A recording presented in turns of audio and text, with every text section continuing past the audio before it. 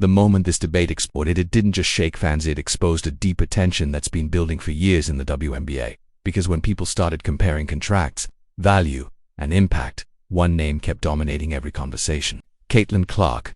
And suddenly, one of the league's biggest superstars, A'ja Wilson, found herself right in the middle of a storm she didn't start but definitely felt. Here's the truth: A'ja Wilson is not worthless.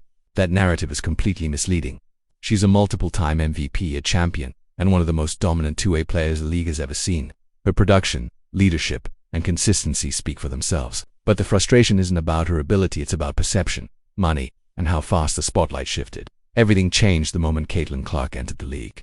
Before she even played a single WNBA game, she was already driving record-breaking ticket sales, jersey numbers, TV ratings, and social media engagement. Teams started moving games to bigger arenas just to handle the demand. That's not hype, that's measurable impact. And when fans and analysts began asking, who is actually bringing more value to the league right now, the conversation got uncomfortable. Because value in sports isn't just about performance anymore. It's about attention, revenue, and influence. And right now, Caitlin Clark is generating a level of attention the WNBA has never seen before.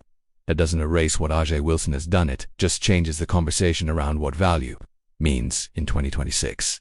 Now imagine being A'ja Wilson. You've spent years dominating, winning, representing the league at the highest level, and suddenly the narrative shifts overnight.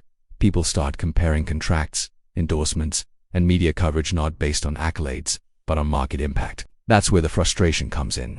Reports and discussions around player salaries and the upcoming CBA negotiations have only made things more intense. Players like Wilson have been vocal about wanting better pay, fair revenue sharing, and recognition for what they've built, and they're right to push for that. But when fans see a rookie like Caitlin Clark driving millions in revenue, it creates a new layer to the debate. Who is actually underpaid the most? That's the part nobody wants to say out loud.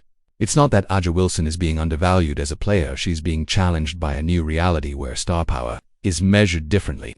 Clark isn't better in terms of career achievements.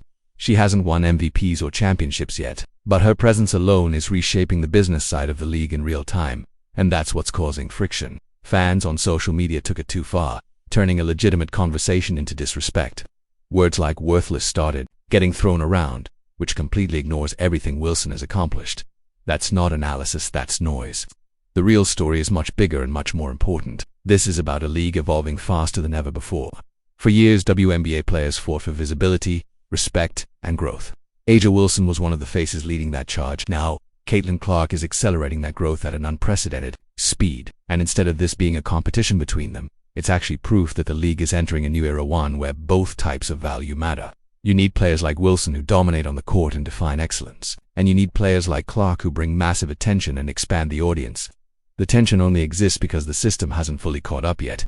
Contracts, salaries, and revenue models are still based on an older version of the league. But the league today looks very different than it did even 2 years ago. That's why these debates feel so intense, because they're happening in real time while everything is changing.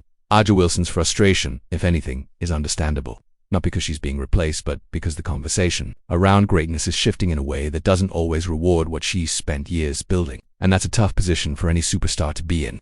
But calling her worthless completely misses the point. If anything, this moment proves how valuable she actually is. Because without players like A'ja Wilson establishing the standard, there wouldn't even be a platform for someone like Caitlin Clark to elevate it further. This isn't about one player taking another's place.